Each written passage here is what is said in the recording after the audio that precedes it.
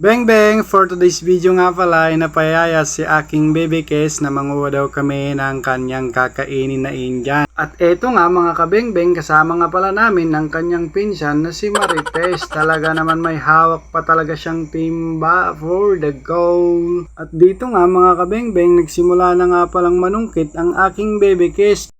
Ewan ko ba sa dalawang magpinsan na to kung anong nakain nila, katatapos lang naman ng ulan pero talaga naman napasabak din ako sa putikan.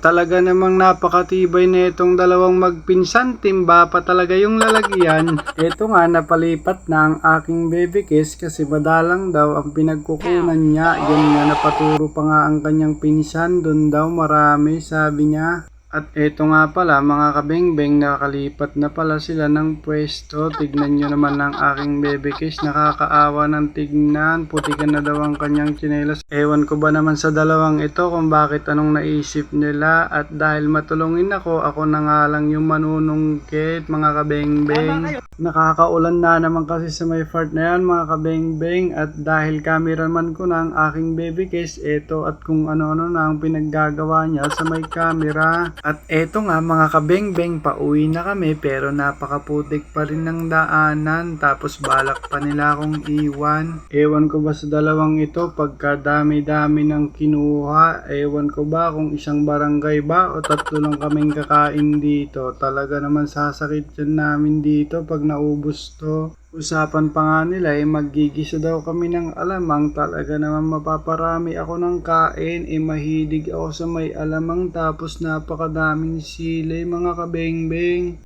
Sa part na to nga pala mga kabeng-beng, ngawit na ako. Talaga naman napakabigat din kasi ng aming nakuha. Isang timba naman na kasi yung kinuha nila. At eto nga mga kabeng-beng, malapit na kami sa may bahay ng aking baby Kiss. Talaga namang ngawit na ako dyan sa may part na yan mga kabeng-beng. At eto nga mga kabeng-beng, nasa tapat na kami ng bahay ng aking baby Kiss. Pagkalipas ng ilang minuto ay sa wakas tumabot na rin kami dito sa may bahay ng aking baby Kiss. Sad to say mga kabeng-beng, sabi nila ginisang alamang na maraming sili pero asin naman ang kinuha ni baby Kiss. Ano ba yes?